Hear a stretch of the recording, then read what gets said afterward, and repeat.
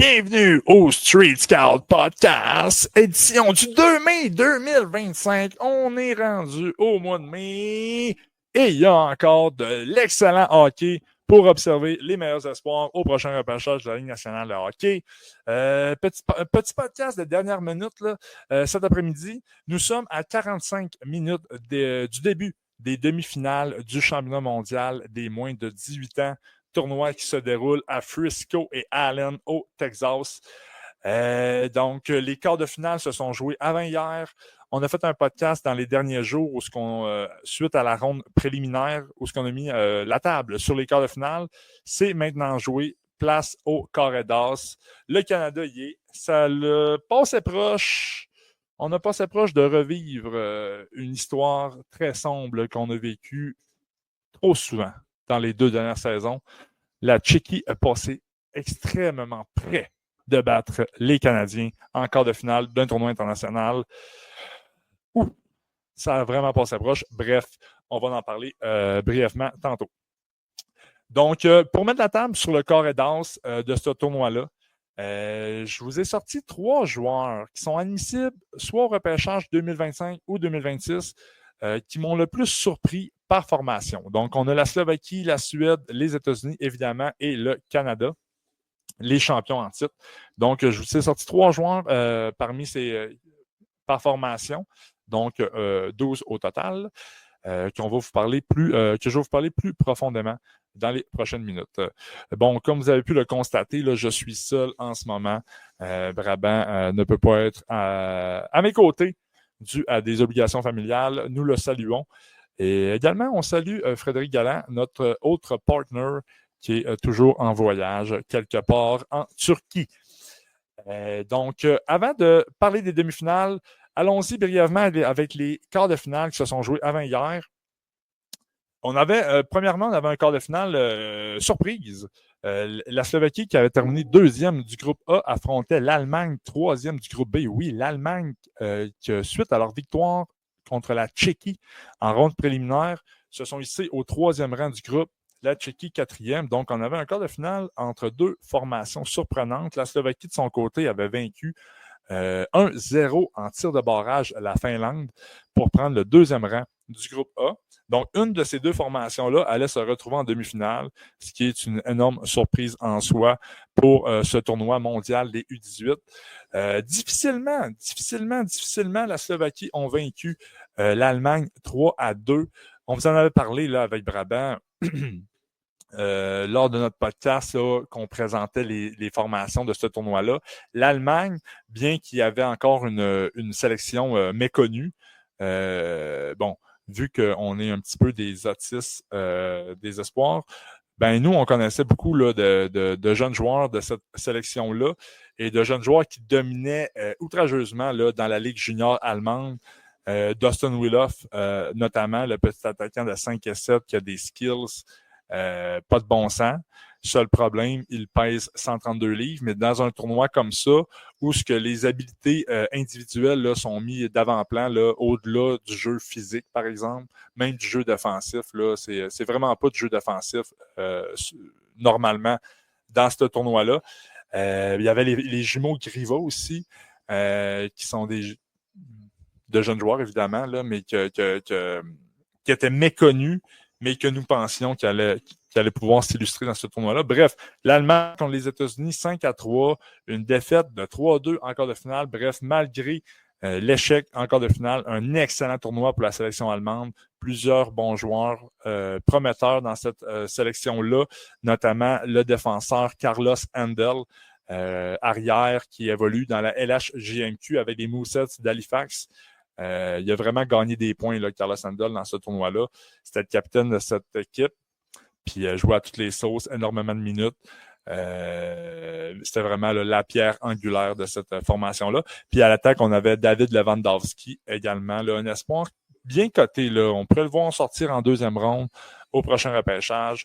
Un gros ailier, pas très rapide, mais un gars qui a un style de jeu qui se projette très bien dans la Ligue nationale. Donc, la Slovaquie, 3, l'Allemagne, 2. Le 2e quart de finale, mais on avait la fameuse rivalité Suède-Finlande. Peu importe peu importe la qualité de ces deux effectifs-là, un match Suède-Finlande, ça a toujours une saveur particulière. Cette année, en 2025, au championnat mondial des moins de 18 ans, la Finlande présentait vraiment un line-up qu'on a peu l'habitude de voir là, du côté de la Finlande. Là, c'est pas un bon line-up. Là. Le meilleur espoir, Lasse Boelius, qui est un défenseur que j'aime beaucoup, mais qui est classé quand même lointain là, sur les listes des différents experts à travers l'Amérique du Nord. Pour ma part, je l'ai en deuxième ronde, mais quand, tu sais, on n'avait pas de Constant Elenius cette année, on n'avait pas d'Emil Hemming, on n'avait pas de grand espoir. Puis du côté suédois, c'était tout le contraire. Là, une équipe grosse, rapide, robuste. Donc, malgré que c'était un Suède-Finlande, net avantage à la Suède. Et ça s'est vu au score final. La Suède a remporté cette rencontre-là 7-2.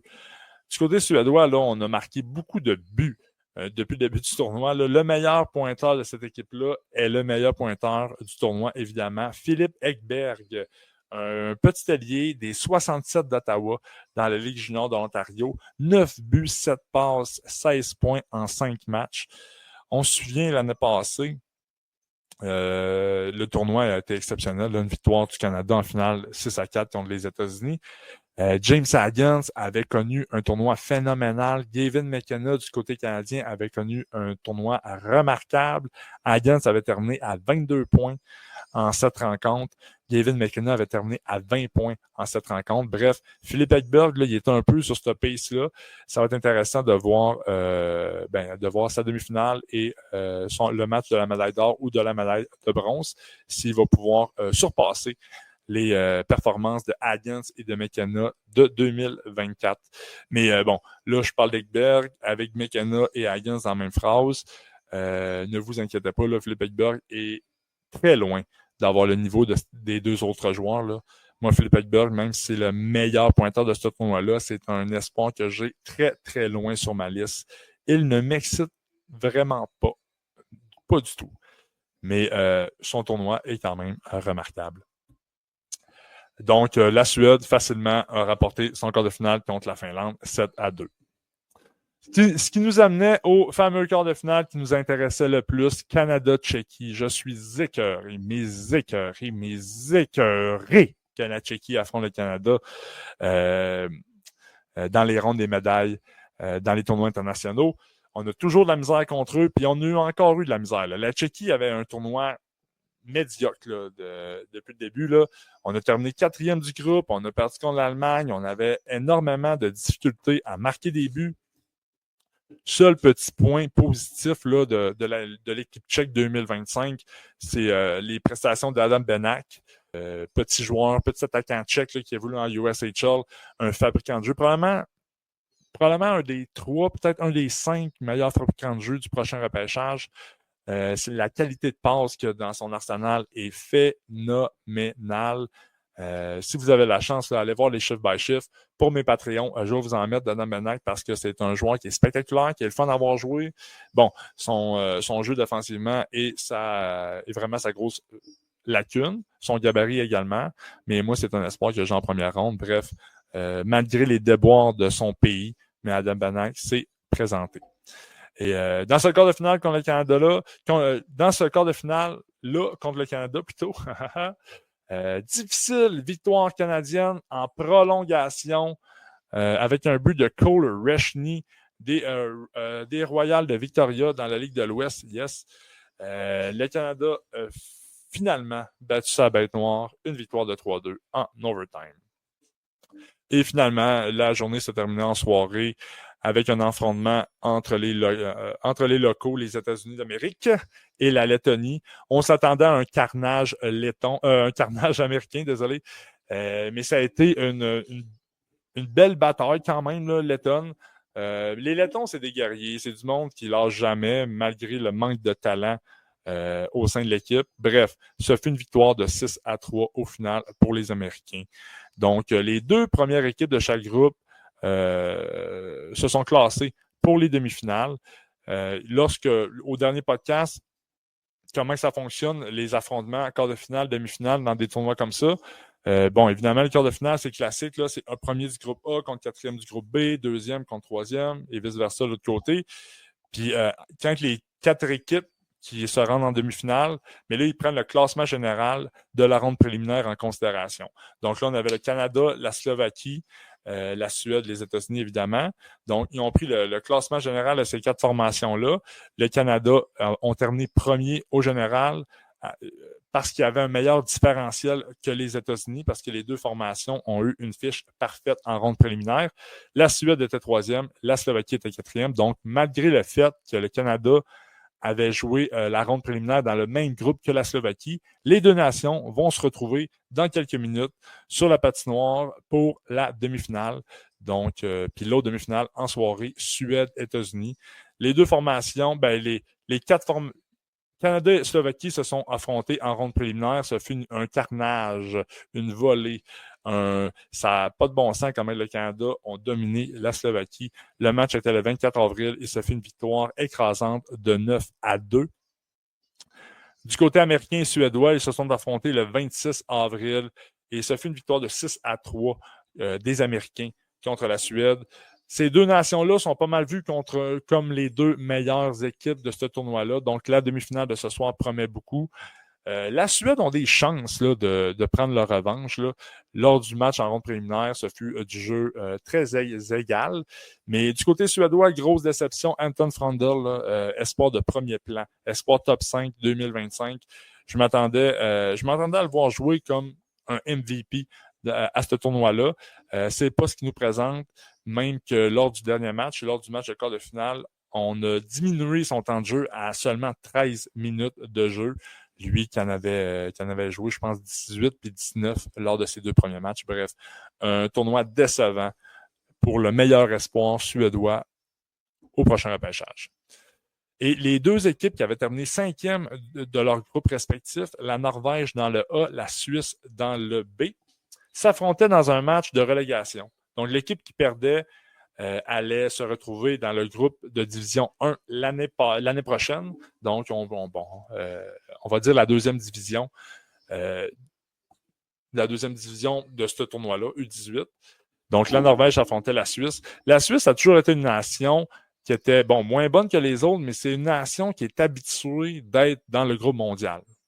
Il a toujours été dans le groupe mondial, mais là, énorme surprise dans une rencontre qui s'est conclue en tir de barrage. La Norvège a battu la Suisse 5-4. Donc, la Suisse est reléguée en deuxième division l'année prochaine. C'est vraiment c'est une grosse surprise. La Suisse avait vraiment un line-up médiocre à ce tournoi-là. On n'avait pas d'espoir intéressant en vue du prochain repêchage. On avait le jeune attaquant de 15 ans, Jona Noah Schwander, je pense qu'il est disponible en 2028. Il faudrait voir sa date de naissance. Ça se peut que ce soit 2027. Bref. C'est le joueur qui était le plus intéressant dans cette formation-là. Mais là, déjà à son âge très jeune, c'est pas un joueur qui allait dominer sur la patinoire à ce tournoi-là. Bref, Norvège, menée par un Mikkel Eriksson, espoir disponible au prochain repêchage, a vaincu la Suisse 5-4 en tir de barrage. Le Danemark va remplacer la sélection suisse l'année prochaine au tournoi mondial U18. Donc, mettons la table sur les 2 demi-finales qui seront disputées dans quelques minutes en vous mentionnant mes 3 joueurs qui m'ont le plus attiré l'œil jusqu'ici dans le tournoi. Donc, à 4 heures, à 16 heures, le Canada va affronter la Slovaquie. Depuis le début du tournoi, il y a plusieurs joueurs canadiens là, qui s'illustrent. Fait que c'était vraiment dur de n'en sortir 3. Mais évidemment, là, à tout seigneur, tout honneur, on va parler de Braden Coates. Braden Coates, qui est le capitaine de la sélection canadienne, qui est le meilleur pointeur jusqu'ici, et probablement le meilleur joueur là, de l'équipe, le plus constant depuis le tout début du tournoi. 5 buts, 5 passes, 10 points en 5 rencontres seulement. Braden Coates, qui est un attaquant là, qui joue tout le temps. Tout le temps, tout le temps, tout le temps, tout le temps, tout le temps, tout le temps, tout le temps, tout le temps, tout le temps, tout le temps, tout le temps, tout le temps, tout le temps, tout le temps, tout le temps, tout le temps à 300% sur la glace. Ça n'a pas de bon sens. Il ne prend jamais un chiffre de repos. Son intensité sur la patinoire est phénoménale. On dirait que 3 quarts, puis peu importe là, si son équipe perd par 3 buts, par 4 buts, sa présence sur la patinoire va toujours se faire à 300%. Puis ça, c'est une qualité que j'affectionne énormément chez lui. Parmi ses autres forces, on a un sens du jeu défensif qui est excellent. Sa lecture du jeu, partout où il se trouve sa patinoire, c'est digne d'un joueur de la Ligue nationale. On a des qualités de leadership qui sont notées chez eux. J'aime beaucoup ça.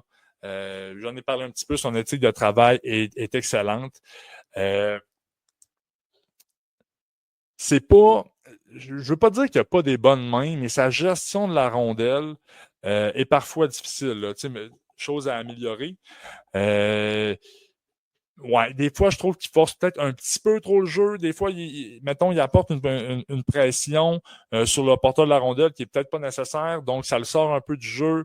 Ça le soustrait du jeu pendant un certain temps. Bref, donc, à travailler, mais c'est un jeune joueur. C'est un joueur qui est quand même intelligent. Là, j'ai aucune crise d'inquiétude concernant Brandon Coots sur sa capacité d'améliorer ses lacunes.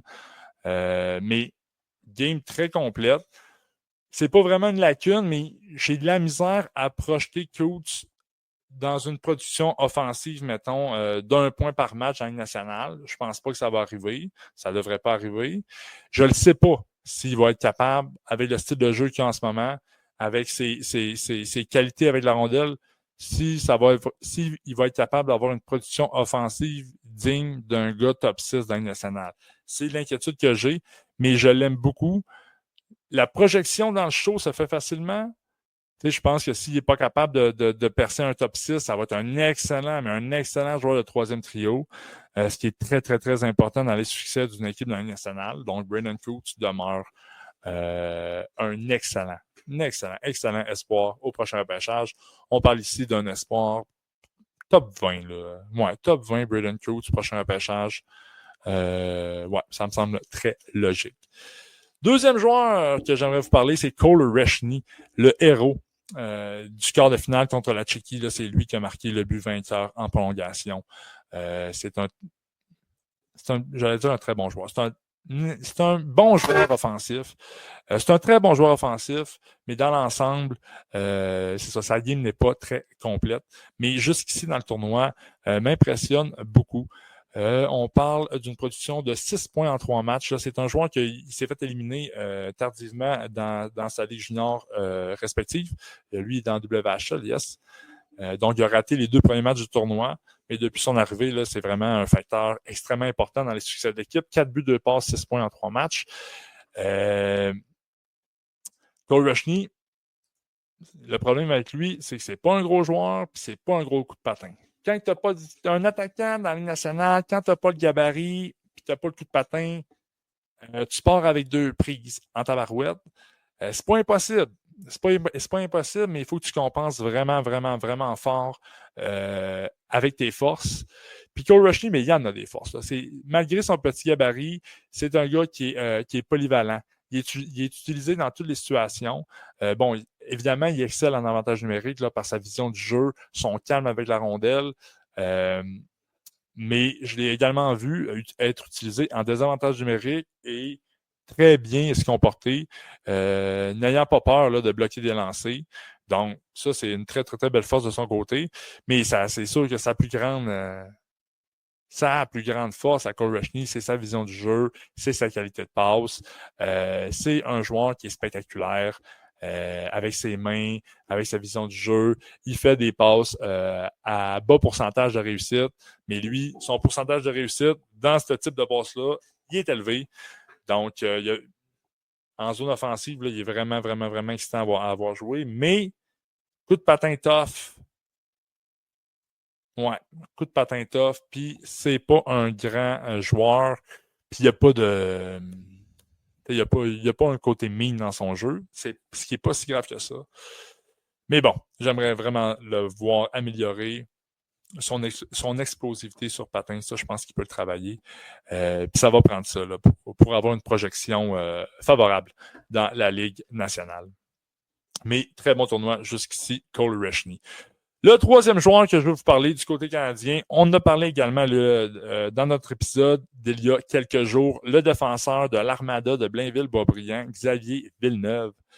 Xavier Villeneuve a passé très proche d'être admissible au repêchage 2025. Là, je pense qu'il est né le 22 septembre. La date limite, c'est le 15 septembre. Donc, si Xavier Villeneuve aurait été né quelques jours plus tôt, on aurait pu le repêcher cette année. C'est un défenseur phénoménal. 62 points en 61 matchs avec l'Armada en 24-25. De bonnes séries. Il avait connu de bonnes séries également, mais là, il a complètement explosé à ce tournoi-là. Il est arrivé là, il y avait peut-être, je sais pas, il y avait peut-être l'étiquette de troisième, quatrième défenseur, mais dès ses premiers coups de patin sur la patinoire, ça n'a vraiment pas été long qu'il a pris la pole parmi les défenseurs de cette équipe-là. Il contrôle l'avantage numérique. C'est un défenseur qui me fait penser foutument à Lane Hutson du Canadien. Et je suis en train de me dire que cette comparaison-là n'est pas seulement au niveau stylistique. Xavier Villeneuve, je pense qu'il peut être bon, comme Lane Hutson peut être bon, sérieux. Talent offensif très semblable. La façon dont les deux se déplacent la patinoire, très semblable. Les feintes de corps que les deux font pour se débarrasser d'un couvreur, très semblable. Xavier Villeneuve a un meilleur lancer, peut-être un meilleur flair offensif pour marquer des buts que Lane Hutson. Mais du côté de l'Américain, on a un meilleur jeu défensif, on a une meilleure intelligence défensive que Xavier Villeneuve. Villeneuve, son jeu défensif est quand même très difficile. Là. Puis Lane Hutson, même à l'âge de Xavier Villeneuve, Lane Hutson, ça n'a jamais été quelqu'un qui a eu des lacunes défensives. Ces lacunes défensives étaient étaient dues à son vraiment petit gabarit. Mais n'a jamais été un cancre là, défensif. Xavier Villeneuve, des fois, son implication défensive fait dur un peu. Mais talent offensif remarquable. Regardez-le, il est spectaculaire. C'est une des grandes raisons des succès canadiens dans ce tournoi-là jusqu'ici. Donc voilà, c'était les 3 joueurs canadiens. Le Canada va jouer contre la Slovaquie. Je suis très content de cet affrontement. Je pense que le Canada a un ticket là, assez pratiquement gratuit. Là. On peut jamais dire ça, le hockey, tout peut arriver sur un match. Mais bref, crissement plus content de pogner la Slovaquie que la Suède et les États-Unis.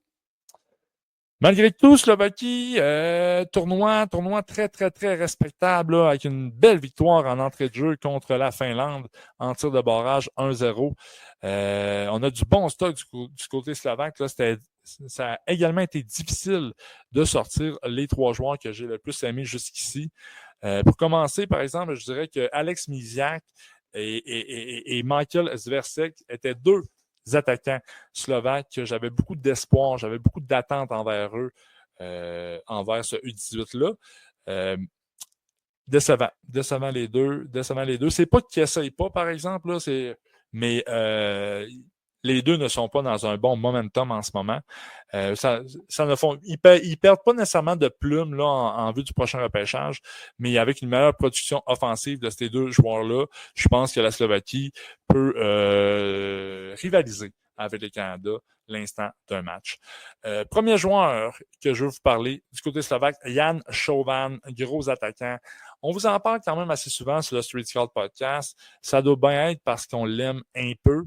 C'est pas un espoir qu'on entend beaucoup parler. C'est pas un espoir qui a fait beaucoup de points cette année, jouant dans la Ligue junior finlandaise avec l'équipe de Tappara. Mais son gabarit, son style de jeu, qui se projette très bien en haut, son intelligence, sa conscience dans les 3 zones, sa patinoire, bref, je l'aime beaucoup. Il y a peut-être une production offensive qui est difficile à projeter au prochain niveau, mais je pense que Jan Chauvin peut être un excellent joueur bottom 6. Puis le genre de joueur qui peut bien performer en série. Parmi ses forces, mais il est très fort en protection de rondelles. C'est un joueur qui est fort physiquement, mais qui ne s'engage pas beaucoup physiquement. Mais en protection de rondelle, il utilise très bien son physique, il utilise très bien sa force pour protéger son dos précieux. C'est un joueur qui est polyvalent également, peut jouer au centre, peut jouer à l'aile, puis que tu sais ce qu'il te donne dans les 3 zones. Un joueur très, très, très fiable. Parmi ses points à améliorer, mais c'est ça, j'ai parlé d'engagement physique, c'est que tu vois Yann Chauvin, tu le vois, mettons tu regardes 5 minutes sa patinoire, tu vois rapidement que c'est un joueur qui... C'est un espoir qui fait rêver un peu, là, tu sais, c'est un gros bonhomme, il a un coup de patin correct. Tu vois le potentiel extrême de ce gars-là, genre un power forward, quasiment solide, mais par moment, souvent, son engagement physique, il ne sert pas de son physique. Il ne sert pas de son physique. C'est ça, ça va prendre un meilleur engagement physique, une meilleure éthique de travail, une meilleure intensité dans son jeu en général s'il veut se projeter au prochain niveau. Et s'il améliore ça, mais on a une belle projection à faire avec Jared McCann, je pense, dans la Ligue nationale. Ouais, je vois lors du dernier podcast, j'avais parlé de Corner Geeky. Je l'ai encore, mais on me glissait à l'oreille Jared McCann dernièrement et je trouve la comparaison super bonne. Un attaquant polyvalent, capable de jouer au centre, capable de jouer à l'aile, avec une combinaison de gabarit, de vision, de responsabilité défensive. Voilà. Je l'aime beaucoup. Yann Chauvin qui a 4 buts, une passe, 5 points en 5 rencontres depuis le début du tournoi, quand même. Le deuxième meilleur buteur de cette équipe-là. Derrière Thomas Schrenko, le deuxième joueur que je vais vous parler. On vous en a parlé également lors du dernier épisode. Thomas Schrenko, on ne le connaissait pas du tout avant le tournoi. C'est un espoir admissible en 2026. Donc, on sait qu'en ce moment, on se concentre sur les espoirs 2025. Et bon, par la bande, on voit les meilleurs espoirs 2026 ici et là. Donc, on les scout. Mais Thomas Schrenko, on ne le connaissait pas. Mais avant le tournoi, quand que j'analysais la formation slovaque, je regardais les joueurs, j'allais lire sur eux. Puis, Thomas Schrenko joue dans la Ligue junior slovaque avec le HK Nitra.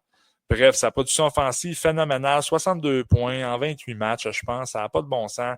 En série, il a continué de faire des points. Fait là, je suis rarement attiré vers les statistiques du joueur, mais là, les statistiques étaient tellement phénoménales que OK, Thomas Schrenko, OK, on va se concentrer sur lui. Et depuis le début du tournoi, le meilleur attaquant de cette équipe-là, sans aucun doute, 5 buts, 3 passes, 8 points en 5 matchs. Le meilleur pointeur de cette équipe-là, devant Yann Chauvin. Je l'ai dit, espoir admissible en 2026. J'ai-tu ses mensurations? Je vais vous dire ses mensurations. C'est pas un gros joueur, là. Il est 6 pieds 5 et 11, 170 livres.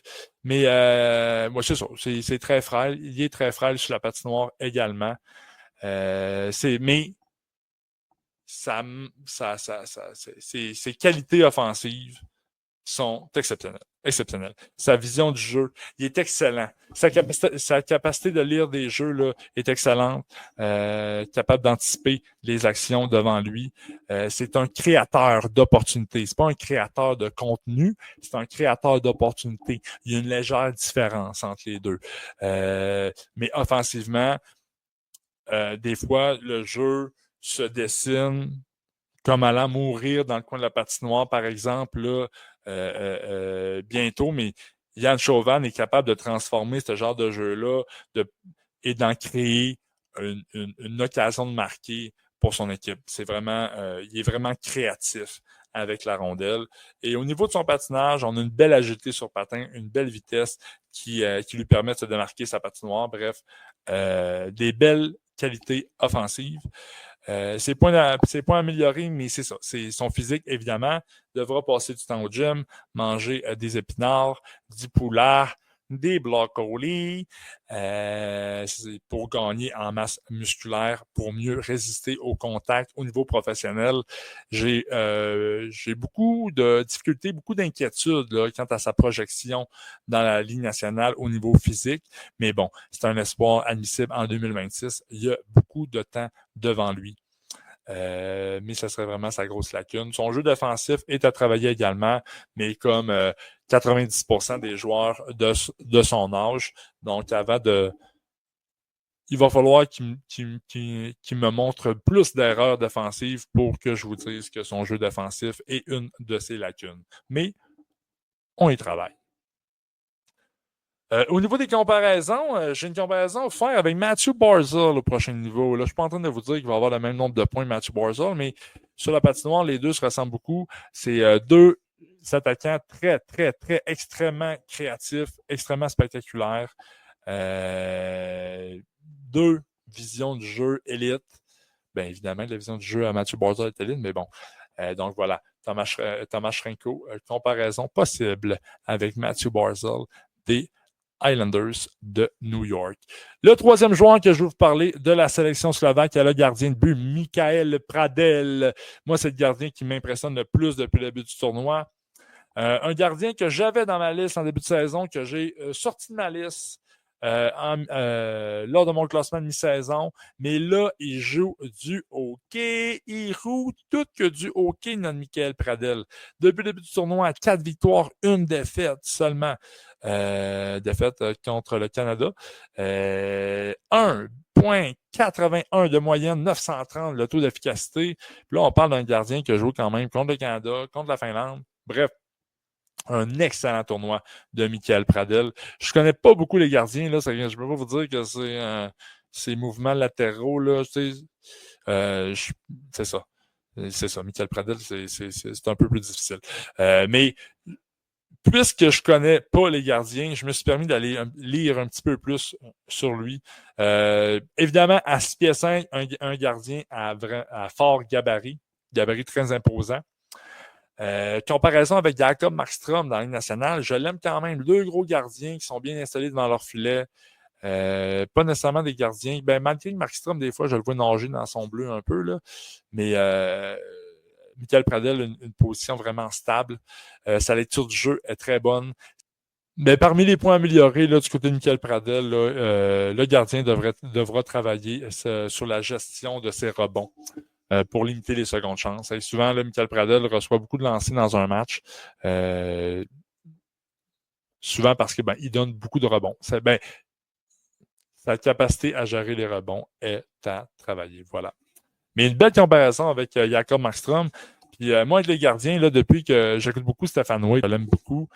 Puis je suis tout le temps surpris quand il dit les gardiens, là, il faut prendre des chances avec les gros gardiens. Là, des fois, à 18 ans, là, le gardien de 5 et 11, là, il est pas mal meilleur que le gardien de 6 pieds 6. Là, mais prenons la chance avec le gardien de 6 pieds 6. Beaucoup plus de chances de n'en faire un gardien de la Ligue nationale. Donc, pour les gardiens, le gabarit est plus important que jamais. À 6 pieds 5, Michael Pradel est classé très, très haut. Est classé haut parmi les gardiens en vue du prochain repêchage de la Ligue nationale. Donc, voilà pour la première demi-finale entre le Canada et la Slovaquie. Évidemment, là, on va favoriser les Canadiens dans ce match pour se hisser en grande finale et défendre leur titre demain contre le gagnant du match entre les Américains et les Suédois. Allons-y à cette rencontre-là pour nos 3 joueurs que nous avons le plus aimés depuis le début du tournoi. Les Américains ont du stock aussi. T'sais, on a beaucoup, là, on ne vous parlera pas de Colin Potter, là, mais on l'a beaucoup aimé. On ne vous parlera pas de Cole McKinney, mais je l'ai beaucoup aimé là, dans ce tournoi-là. Je l'ai jusqu'ici. Mais le premier joueur que je vais vous parler, c'est le petit fougueux LG Mooney. Puis j'ai des excuses à lui transmettre à LG Mooney. En début de saison, je l'avais en première ronde. J'avais commencé sa saison avec le programme américain et je l'avais adoré. C'était de loin le meilleur joueur de cette équipe-là. Je l'adorais. Il était explosif. C'était une fusée, sa patinoire. Il amène un important volume de rondelles au filet. C'est pas un attaquant qui te complique la vie offensivement, mais c'est un attaquant qui est extrêmement efficace. Bref, je l'aimais beaucoup. Mais bon, après ça, les listes de la Ligue nationale sont sorties et les différentes listes, et dû à son petit gabarit, LG Mooney était classé aussi loin que la 7e ronde parmi la centrale. En 7e ronde, parmi les joueurs nord-américains par la centrale de recrutement de la Ligue nationale. Pas de crise de bon sens. J'ai été influencé par ça.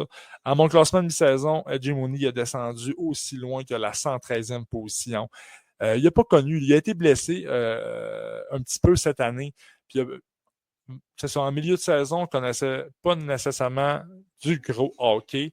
Mais bon, j'ai été influencé. Je l'ai descendu. Je m'en excuse à Edgy Mooney. Depuis le début du tournoi, il démontre toutes les qualités qu'on voyait en lui. C'est le meilleur joueur de cette équipe-là. 11 points en 5 rencontres seulement. 4 points devant Burchard, qui est le deuxième pointeur de cette équipe-là. Edgy Mooney, je l'ai dit, une petite fusée. Ça n'a pas d'asti de bon sens. Comment qui est bon. Son agilité également, là, ses changements de direction se font avec une délicatesse phénoménale et surtout une rapidité déconcertante. Et malgré son petit gabarit, on a un engagement défensif qui est extrêmement intéressant. Sa volonté à bloquer des tirs et à soutenir ses défenseurs en zone défensive est excellente. Donc, on a un petit joueur. Oui, petit joueur, c'est inquiétant.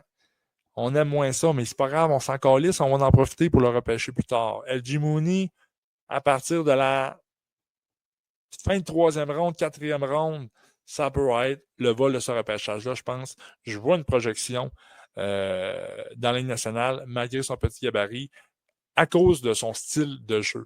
Il y a vraiment un style de jeu qui est unique en son genre. C'était vraiment dur de trouver une comparaison, mais je pense que celle avec Logan Stankoven est la meilleure. Même que Edgy Mooney, une vitesse qui a peut-être deux coches et demie en haut de Logan Stankoven. Logan Stankoven a peut-être un petit peu plus la force physique de s'imposer devant le filet adverse, mais Edgy Mooney, c'est quelque chose qui va pouvoir travailler avec le temps. Donc, je le vois une projection d'Edgy Mooney dans la Ligue nationale. Je l'aime beaucoup. Il connaît un excellent tournoi. Surveillez-le. La demi-finale, Suède-États-Unis, est à 8h ce soir.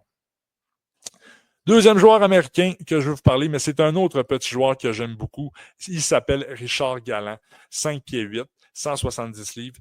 C'est un petit joueur comme Edgy Mooney, mais c'est pas un joueur, c'est pas le même style de joueur du tout. On a Richard Galland, c'est un joueur qui peut apporter une production offensive intéressante, mais c'est plus il y a plus un côté salaud, un côté robuste, un côté petite peste dans son arsenal, chose que j'aime beaucoup. Pour moi, c'est Richard Galland, c'est peut-être le joueur le plus important là, des États-Unis dans ce tournoi-là. Et le programme américain, cette année, on a beaucoup parlé de Jack Murtagh, on a beaucoup parlé de Cole McKenney, on a beaucoup parlé de Charlie Treataway, le défenseur. Mais sur toute la saison, le meilleur joueur du programme américain des moins de 18 ans a été Richard Galland. Un petit joueur qui a une bonne vitesse. Là. Sa vitesse, c'est pas le plus rapide de l'histoire, là, mais sa vitesse est à un niveau très acceptable. Une excellente vision du jeu. Et lui aussi, il y a un engagement défensif que j'aime beaucoup. Je suis vraiment pas un fan des petits joueurs. Là, on dirait qu'en 2025, là, j'aime tous des petits attaquants.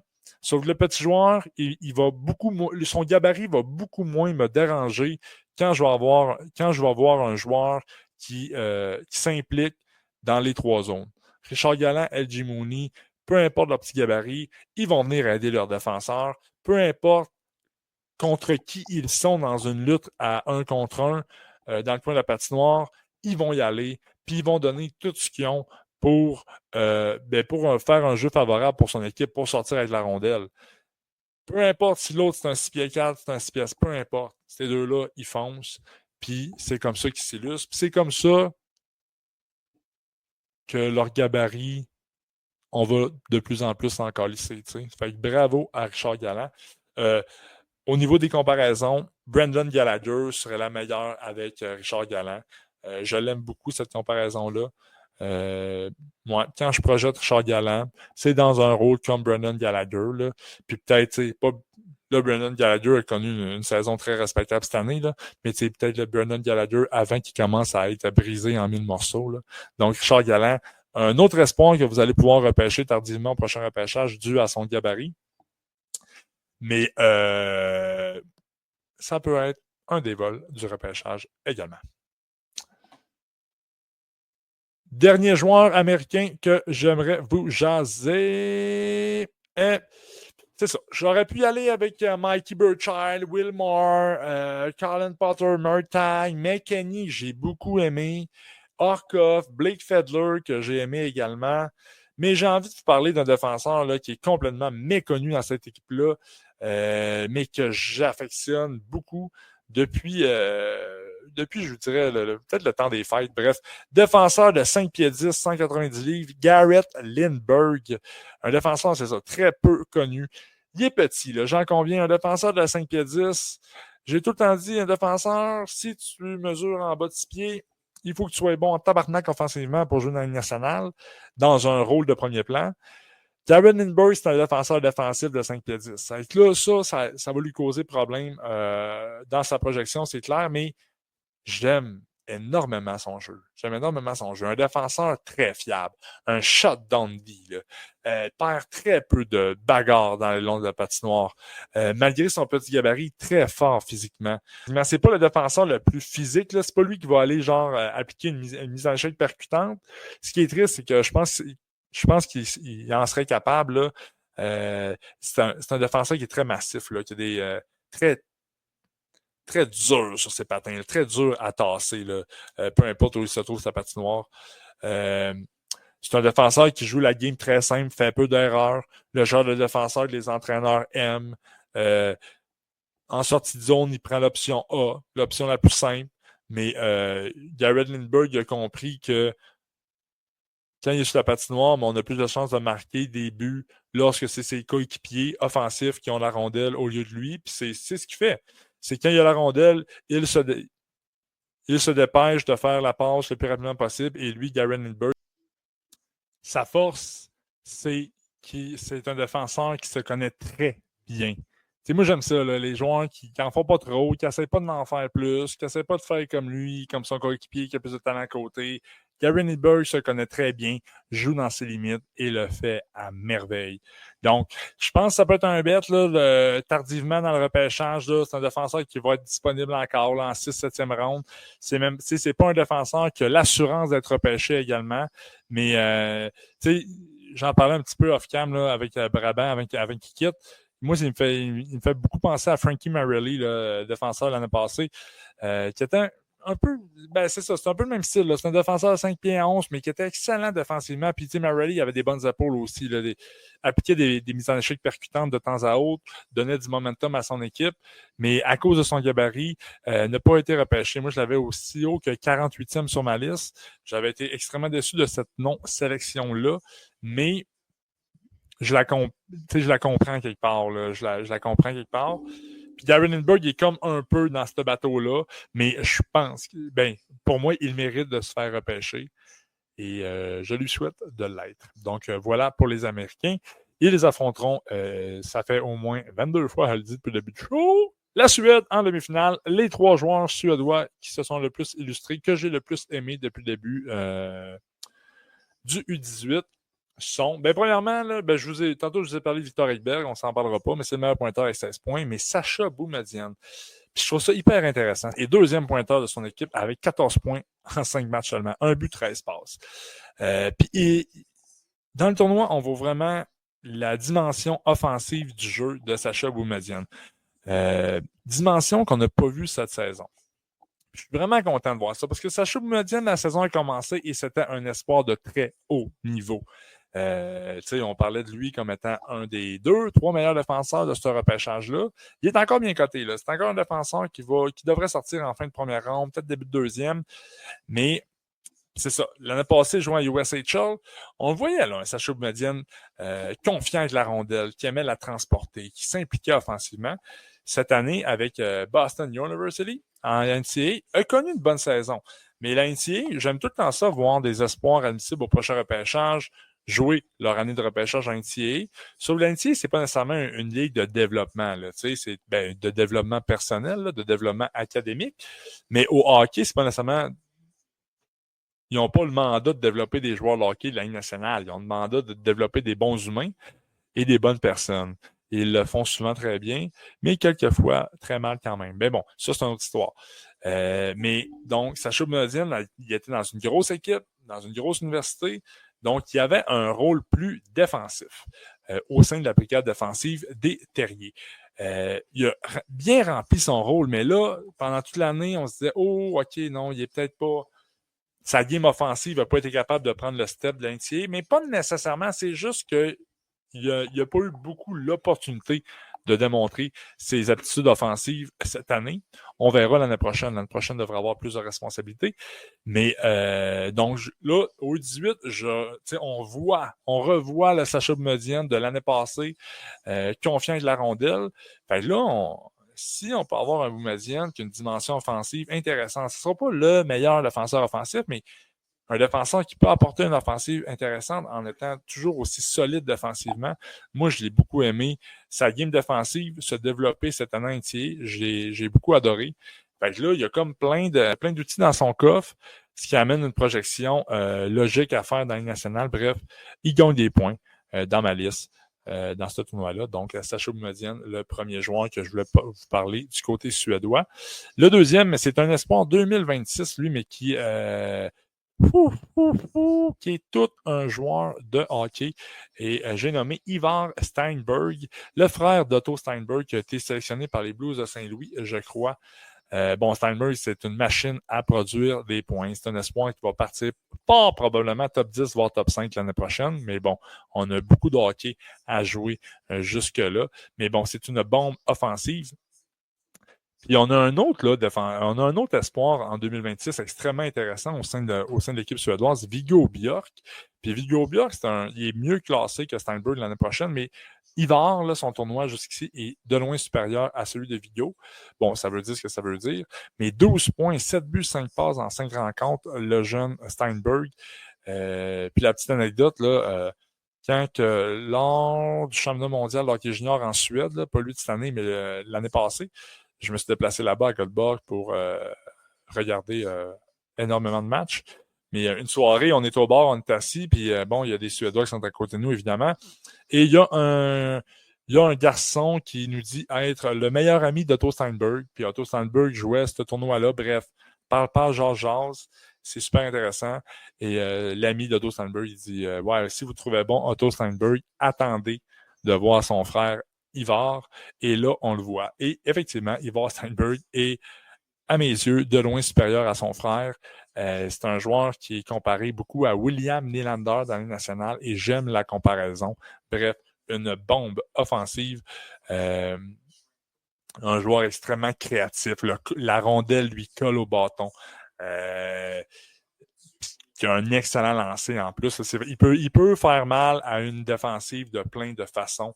Et ça, c'est très difficile à maîtriser pour l'adversaire. Au niveau des lacunes, des choses à travailler, mais évidemment, son jeu défensif est extrêmement négligé dans son jeu. Et c'est pas le plus gros gabarit. C'est un petit joueur. Là, je vais aller vous chercher ses mensurations rapidement. Et 5 et 11, 172 livres. À 5 et 11, c'est quand même une bonne grandeur, mais effectivement, sur la patinoire, est très frêle. Mais avec son talent offensif aussi phénoménal, là, et que je peux passer par-dessus son petit gabarit, un espoir de très grande qualité en vue du repêchage 2026. Et le dernier joueur que je veux vous parler aujourd'hui est le troisième joueur de la Suède. Bon, j'aurais pu aller à plein de places là, parce que la Suède a beaucoup beaucoup de qualité dans leur line-up. Là, on a parlé d'Anton Frondal que même si il déçoit dans ce tournoi jusqu'ici, il mérite quand même de faire parler de lui. Milton Gastrin, on aurait pu en parler, Victor Klingzel, Jakob Wozniak. Mais j'ai décidé de vous parler du défenseur Carl Arnborn. C'est pas un défenseur offensif, là. Vous irez voir ses statistiques. Il y a un gros 0 points en 5 matchs. Mais un défenseur extrêmement fiable défensivement, comme je les aime, joue de grosses minutes, là, jouer 23 minutes de jeu contre les Américains. Défenseur à bon gabarit qui couvre beaucoup d'espace dans sa zone. Puis, relié à son gros gabarit, nous avons un patinage excellent, une mobilité qui est vraiment impressionnante là, pour un gars de son gabarit. On a une vision du jeu qui est également intéressante. Là. De belles passes précises, il réalise pas de jeu genre spectaculaire, là, mais le jeu qu'il veut faire, il l'effectue et il l'effectue avec brio à tout coup. Mais sa grosse force, évidemment, c'est dans sa propre zone. C'est le défenseur que vous voulez avoir sur votre premier désavantage numérique. Bref, Kyle Hanborn est excellent. C'est ça. Parmi les points améliorés, c'est évidemment, là, je pense même qu'on peut le dire, là, le 2 mai 2025, là, Kyle Hanborn ne sera pas un défenseur offensif au prochain niveau, ne sera pas un défenseur qui va probablement être parmi vos 3 premiers, mais un défenseur extrêmement fiable.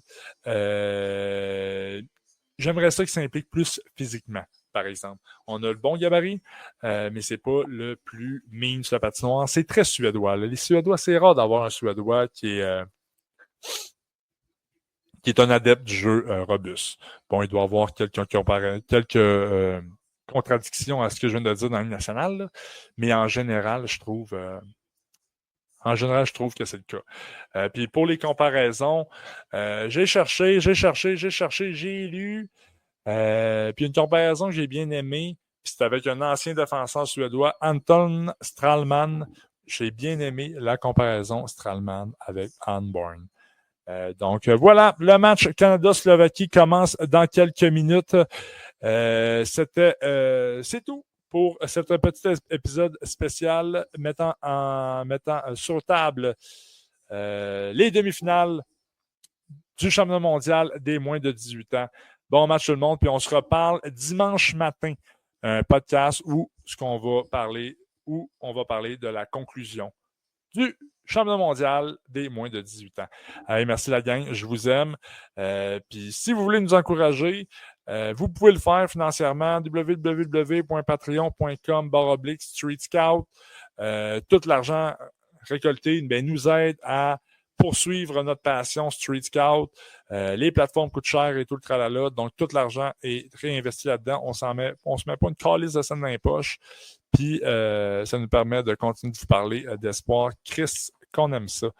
Mais si tu veux nous encourager sans dépenser un sou, ça me dérange pas et ça me fait plaisir en tabarnak. Pareil, va t'abonner à notre page Facebook, va t'abonner à notre Spotify. Ce petit geste va te prendre 2 secondes et va me procurer 200 ans de bonheur dans mon cœur. Merci à toi.